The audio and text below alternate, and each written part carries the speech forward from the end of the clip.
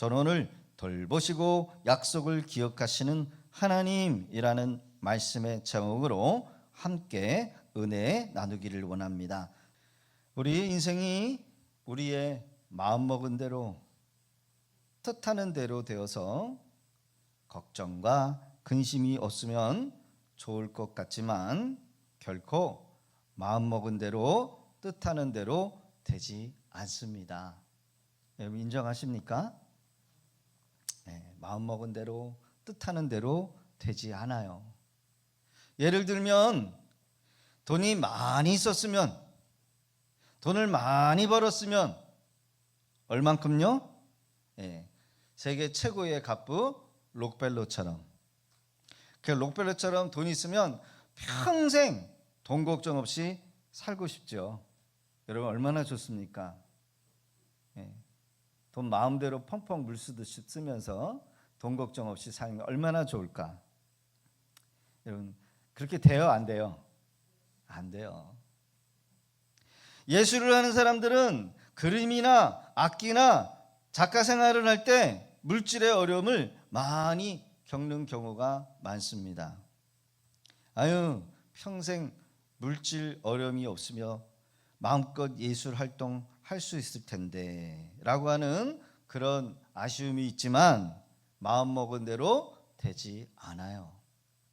그러면서 어려움 속에서도 예술 활동, 작품 활동, 작가 활동을 하면서 탁월한 작품을 내어놓습니다. 이것은 평이한 생활에서 훌륭한 작품이 나오지 않고 고통 속에서 더 탁월하고 수준 높은 경지에 이르렀을 때 누구도 흉내낼 수 없는 독보적인 작품이 나오는 경우가 많다는 겁니다. 한마디로 뭐예요? 고통과 시련을 통한 사람은 여러분 좋은 결과물을 얻을 수 있다는 거죠. 사업가들도 쉽게 성공의 자리에 올라간 사람과 산전수전 겪으면서 실력을 쌓아서 정상에 이른 사람, 어려움이 닥쳐보면 그 어려움에 대응을 어떻게 대응하느냐에 따라서 여러분 쉽게 올라간 사람과 산전수전 겪으면서 올라간 사람은 천지 차이임을 보게 됩니다. 이것은 고통이 주는 유익이에요. 실제로 신앙인에게도 고난은 많은 유익을 가져다 준다는 겁니다. 저도 목회를 하면서 어려움 없이 평안하게 목회하고 싶다, 행복하게 내 맡겨진 소명을 정말 다 이루고 싶다. 근데 마음먹은 대로 뜻하는 대로 안 돼요.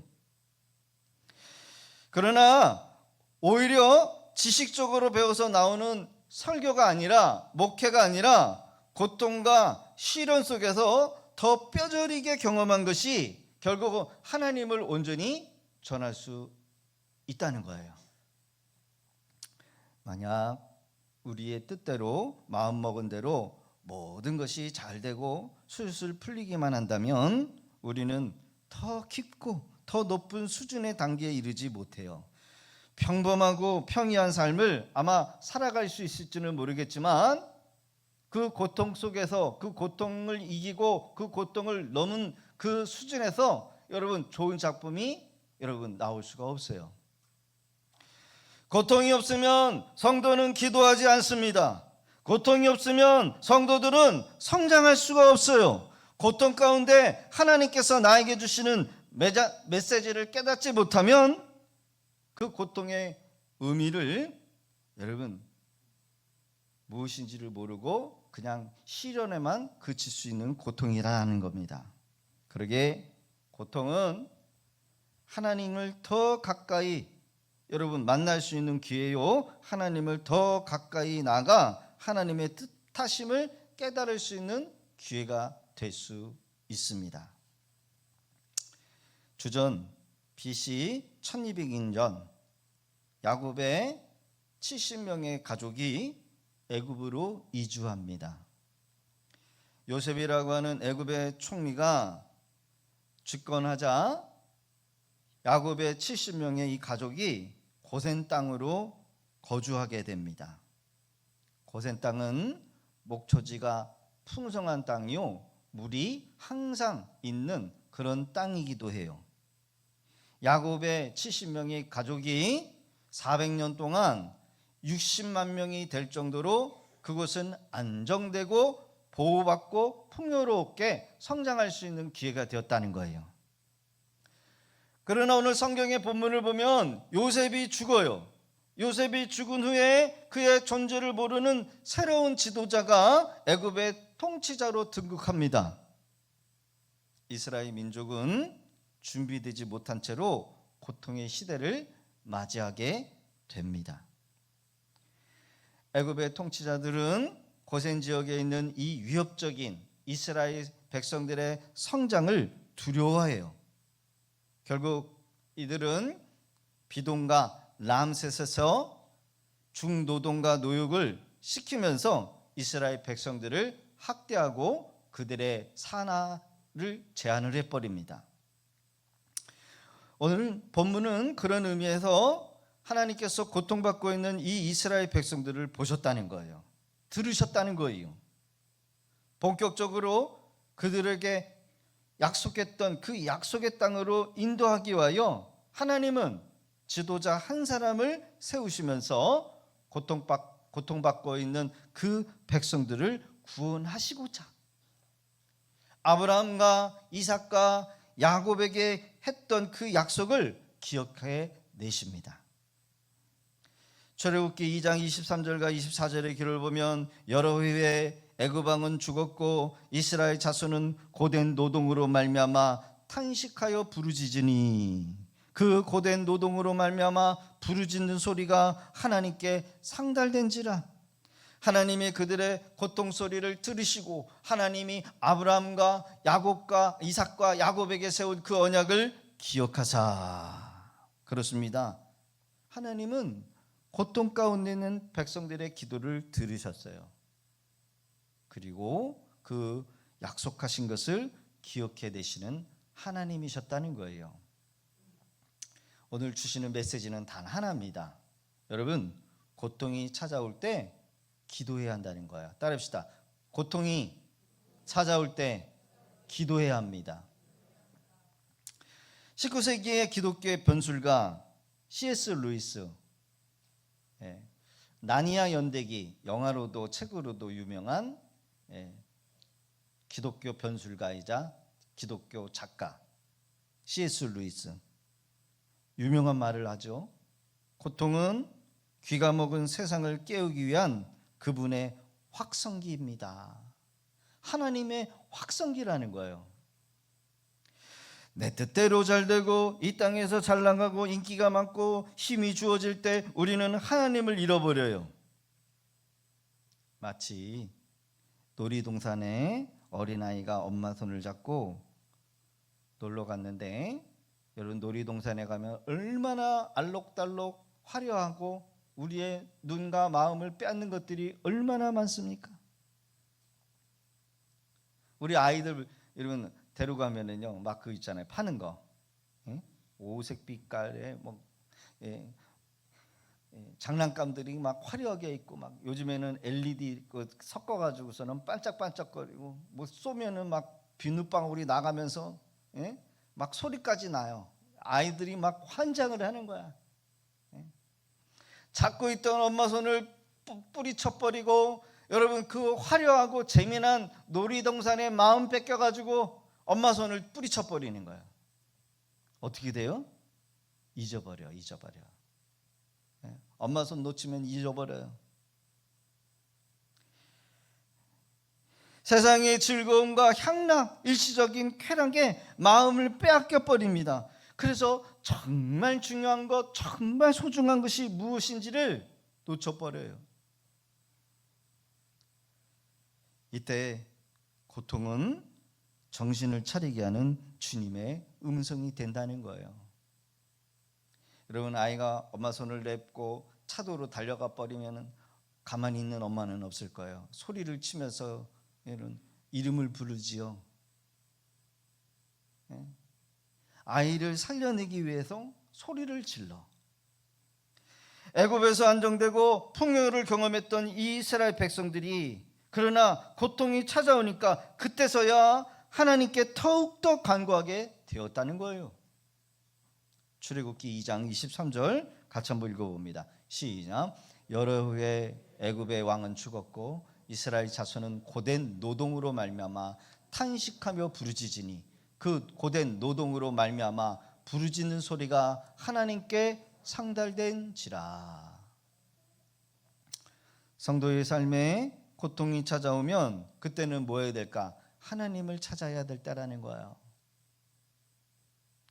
먹고 살기 위해서 돈 벌러 나갔는데 주의를 지키지 못해. 여러분 얼마나 고통스러울까요? 고통스러워요. 어떤 분이 1년 동안 못 나오시고 어떤 분은 한 달 동안 못 나오시고. 고통이 찾아오면 뭐 해야 합니까? 기도해야 한다는 거예요. 따라합시다. 고통이 찾아오면 기도해야 합니다. 성도에게 고통은 우리를 기도의 자리로 강제 소환한다는 거예요. 그래서 구원받은 성도는 고통받으면요 무릎 꿇어야 돼요. 그래야 그 고통에서 그 문제에서 벗어날 수 있어요. 평안할 때는 내 힘으로 살 수 있는 것 같지만 하나님을 찾았던 사람도 감당할 수 없는 고통이 임할 때 그때야 비로소 영혼의 밑바닥에서 나오는 비명을 여러분요 지르게 되는 거예요. 사랑하는 성도 여러분, 고통이 찾아오면 인간적인 방법, 여러분 그 문제로 해결하려고 하지 마시고 하나님께서 하신 그 약속의 말씀, 고통 속에서도 당신의 백성들, 구원받은 백성들을 결코 외면하지 아니하시고 부르짖는 그 기도를 응답하시는 구원의 하나님을 의지하실 수 있기를 바랍니다.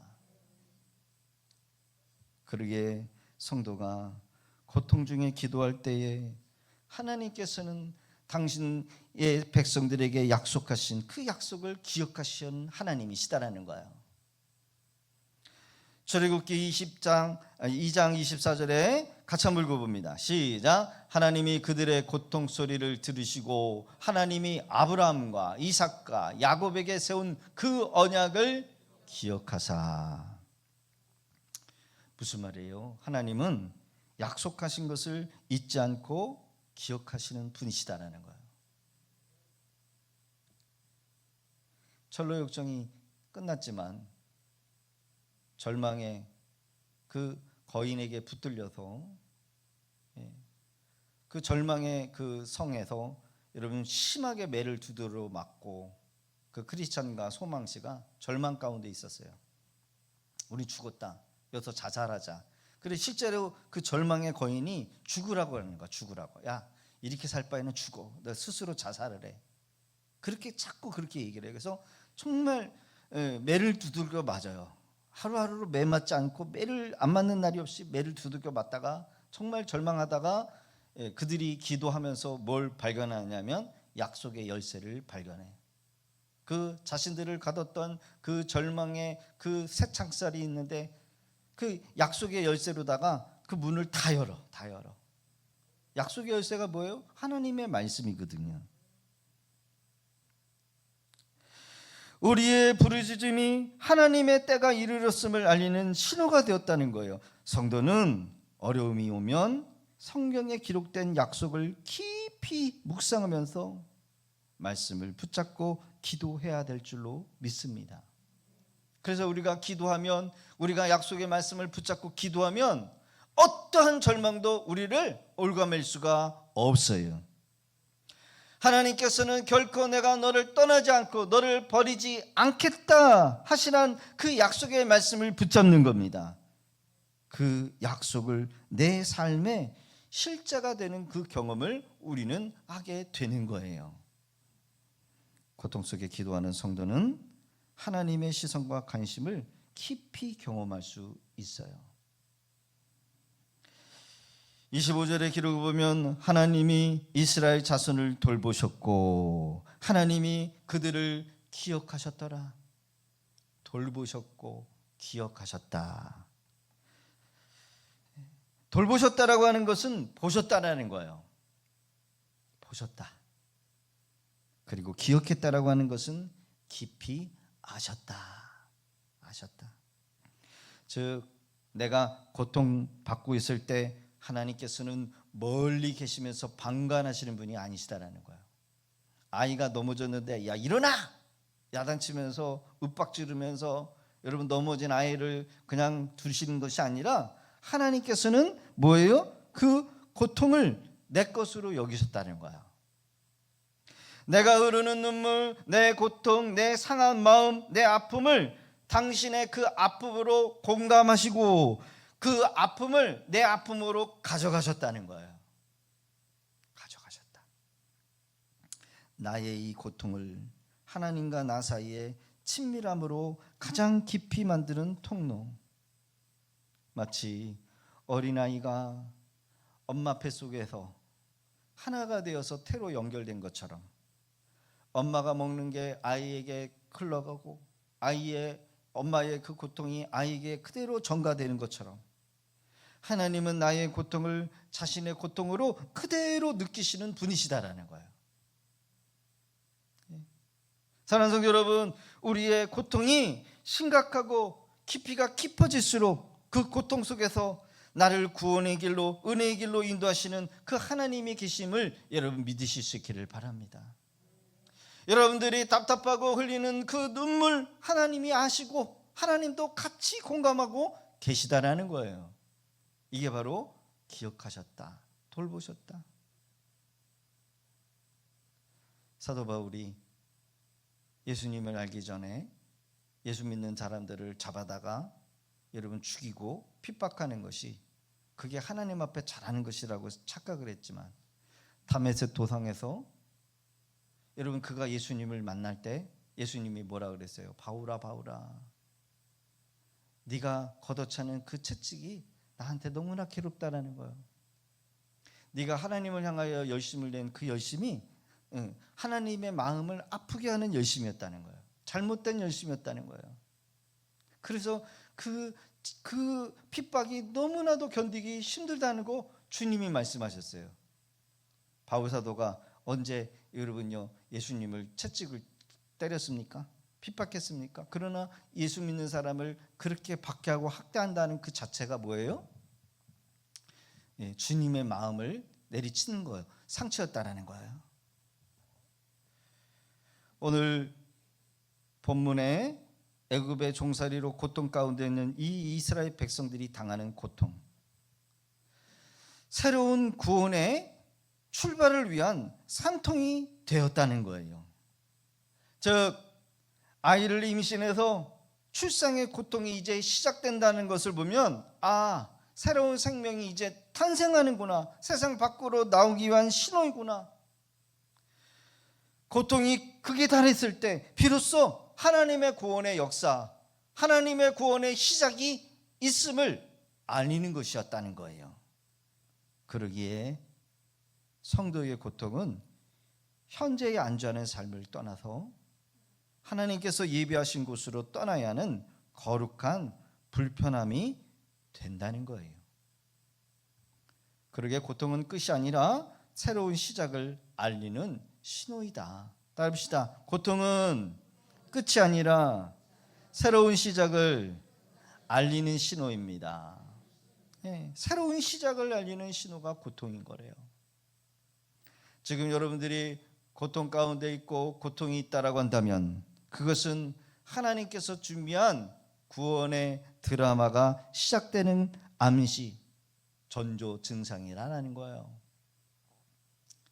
새벽에 일어나면 칠흑 같은 어둠이 임하는데, 그러나 그 칠흑 같은 어둠이 지나고 나면 여러분 큰 태양이 하늘에서 올라와요. 새벽 예배 올라오시는 분들은 아실 거예요. 새벽 예배 일어나기가 얼마나 힘든지. 칠흑 같은 어둠이 여러분요 계속되는 것 같지만 칠흑 같은 어둠이 지나고 나면 광명의 태양이 떠올라요. 바로 고통은 바로 구원의 시작의 출발점이다. 그러기에 지금 고통 가운데 있으시다라고 한다면 기도하실 수 있기를 바랍니다. 예수님이 십자가를 지시기 전에도 갈보리 언덕, 그 언덕에 올라가기 전에도 겟세마네 동산에서 예수님은 기도하셨어요. 십자가에 매달려 죽으실 그 운명에도 예수님은 숨이 끊어지기 직전까지도 기도하셨다라는 거예요. 무슨 말입니까? 기도가 영적 승리를 가져오기 때문이라는 거예요. 여러분, 기도해야 승리한 줄로 믿습니다. 예수님께서는 십자가에서 패배하신 것이 아니라 승리하신 거예요. 그 승리했던 이유가 뭡니까? 예수님은 기도의 사람이셨다는 거예요. 여러분, 승리하는 이유는 기도에 있다는 거예요. 이스라엘 백성들이 430년 동안 고통 중에 할 수 있었던 것들이 무엇이었을까요? 그들이 애굽에서 종되었고 종살이 했을 때 그들이 할 수 있는 게 뭘까요?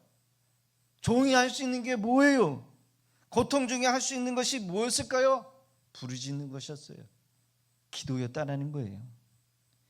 출애굽기 3장에 이런 고통 중에 있었던, 기도 중에 있었던 이 이스라엘 백성들의 기도를 들으셨다고 하나님께서 직접적으로 모세에게 말씀하시는 내용이 7절과 3절의 기록에 있습니다.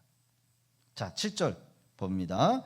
여호와께서 이르시되 내가 애굽에 있는 내 백성의 고통을 분명히 보고 그들의 감독자로 말미암아 부르짖음을 듣고 그 근심을 알고 부르심을 들었다는 거예요. 내가 내려가서 그들을 애굽인의 손에서 건져내고 그들을 그 땅에서 인도하여, 하나님께서 뭐 하셨다요? 그들을 봤다는 거예요. 그 부르심을 들었다라는 거예요. 고통 중에서 학대를 받으면서 백성들은 노동과 학대를 견디는 것만 아니라 그들이 부르짖음으로 하나님 앞에 기도했다는 거예요. 사랑하는 성도 여러분, 기도하시기를 바랍니다.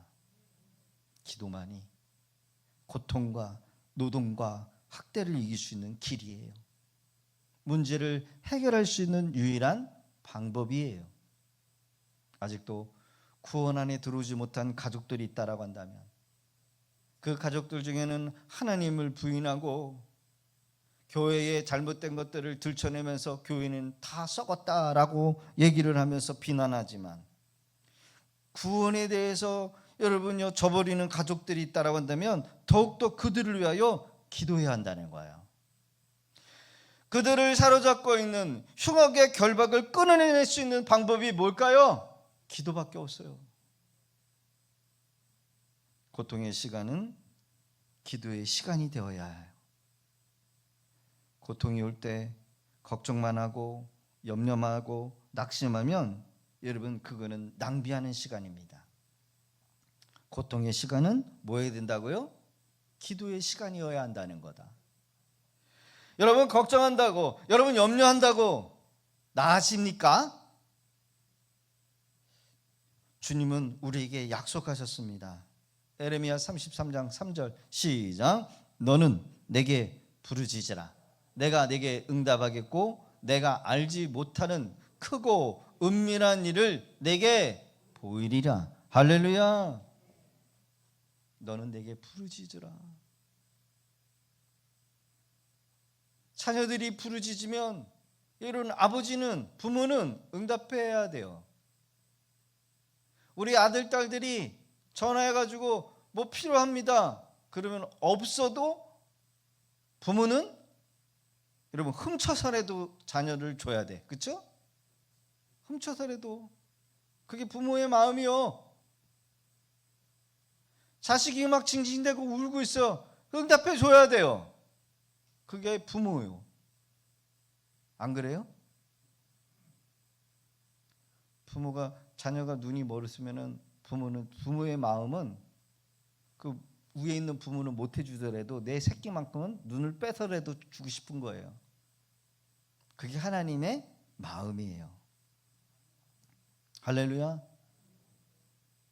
기도가 가장 강력한 능력입니다.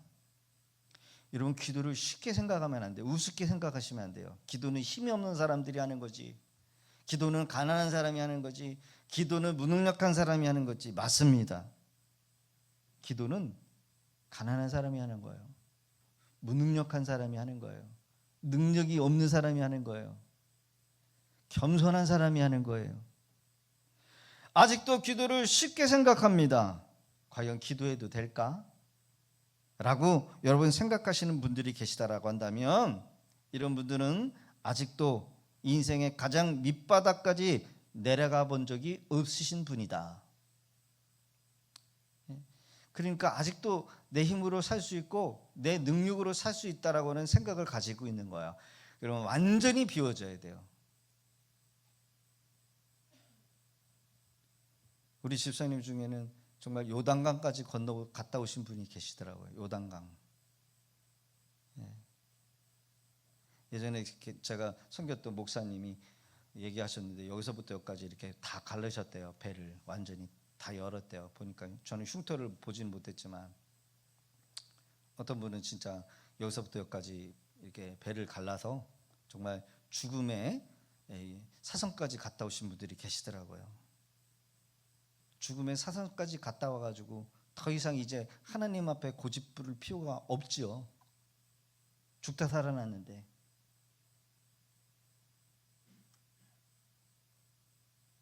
인생의 밑바닥까지 갔다 왔는데, 여러분 뭐가 소중하고 뭐가 여러분 불필요한지를 알아요. 자, 다음 구절을 우리 같이 합독해 봅니다. 시작. 이 공고한 자가 부르짖으며 여호와께 들으시고 그의 모든 환난에서 구원하셨도다. 아멘. 시편 34편은 다윗이 지은 시예요. 정말 인간의 어떤 그 밑바닥도 갔다 오지만 죽음의 사선까지 수많은 전쟁을 치렀던 다윗, 그리고 왕이 되었지만 자기 자식들에게도 여러분요 반역이 일어나가지고 죽음의 위기까지 겪었던, 그리고 가정은 완전히 그냥 콩가루 집안,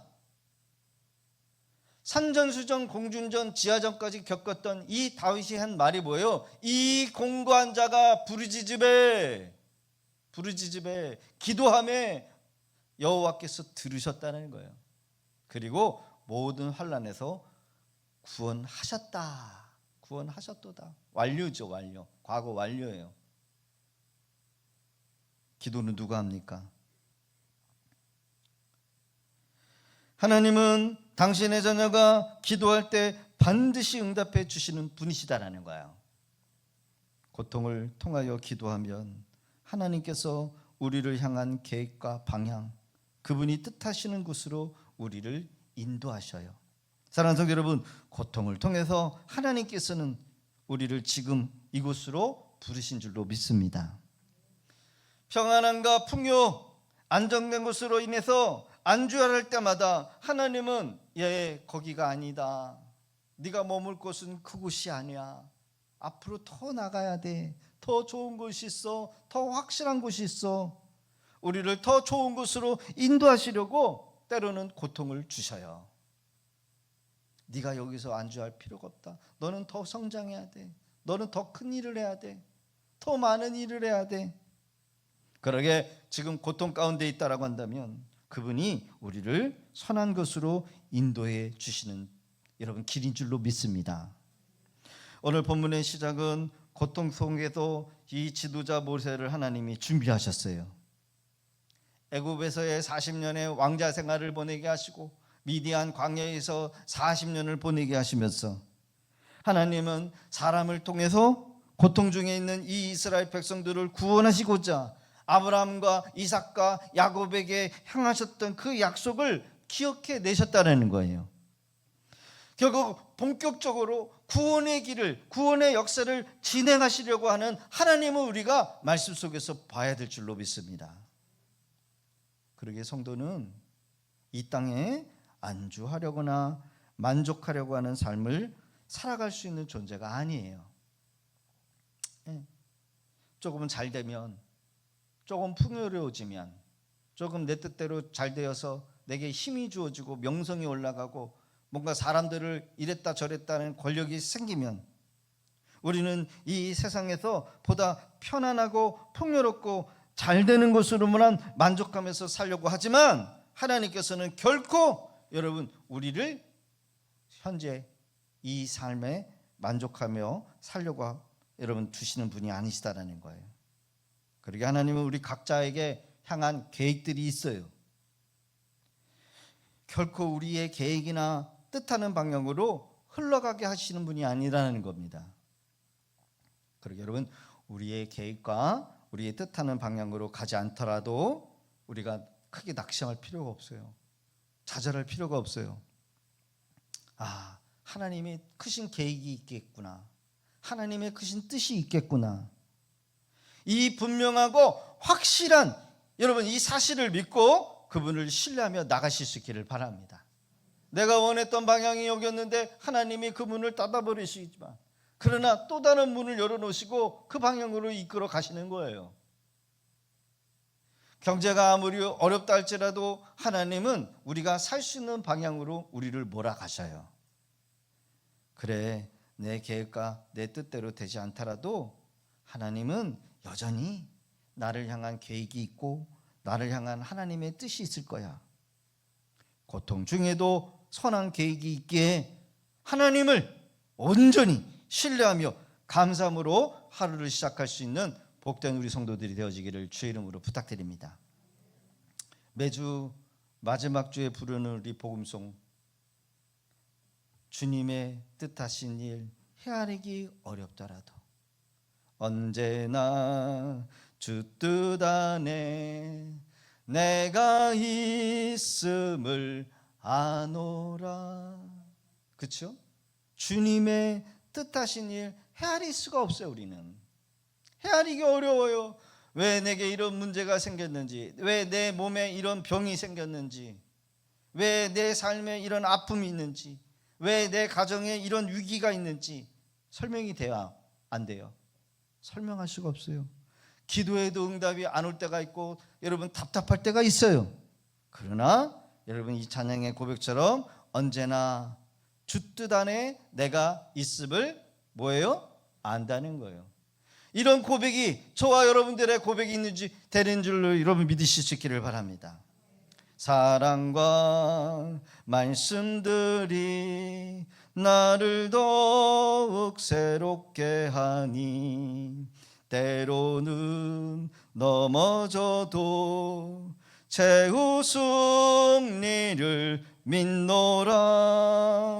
이 믿음 더욱 굳세라. 주가 지켜주신다. 어두운 밤에도 주의 밝은 빛 인도하여 주신다. 할렐루야. 어두운 밤에도 내 인생이 캄캄해지고 눈이 안 보이고 건강이 무너지고 물질적으로도 안 풀릴 때 이 어두운 밤에도 주님의 밝은 빛이 여러분 우리를 가장 좋은 길로 인도하고 계시다라는 거예요. 왜 우리를 이 세상의 광야 한복판에 두셨을까? 알 수도 없고 내 삶에 왜 이런 고통이 왔는지 설명이 안 되고 왜 내 몸에 이런 병이 왔는지 설명도 되지 않아요. 하나님은 고통과 시련을 통해서 주님의 뜻하시는 일을 이루시는 분이심을 우리가 믿으며 나가야 될 줄로 믿습니다. 그래요. 분명한 것은 이겁니다. 하나님은 가장 좋은 길, 가장 선한 길, 그래서 나의 삶, 나의 인생을 이끄시는 하나님이시다. 이번 한 주간도 더욱더 하나님 앞에 기도하면서 승리하는 복된 우리 믿음의 성도들 다 되어지기를 주의 이름으로 축복합니다. 오늘 우리에게 주시는 말씀을 우리가 붙들면서 기도하기를 원합니다. 결단하며 기도하기를 원해요. 하나님, 고통 가운데 있다라고 할 때 기도하라고 했습니다. 기도해도 답답하고 문제가 해결되지 않겠지만 그러나 하나님께서 분명하게 우리에게 세면하는 음성을 주시고 그 이유와 뜻을 하나님이 알게 하실 겁니다. 그러기에 여러분 오늘 주시는 말씀을 보여잡고 내 계획과 내 뜻대로 되지 않을지라도 하나님은 여전히 나의 하나님이시고 나를 향한 하나님의 계획과 뜻이 있기에 고통 중에도 선한 계획 있게 하나님을 온전히 믿습니다. 하나님만을 바라봅니다. 우리 주여 한번 외치시고 우리 함께 통성으로 기도하겠습니다.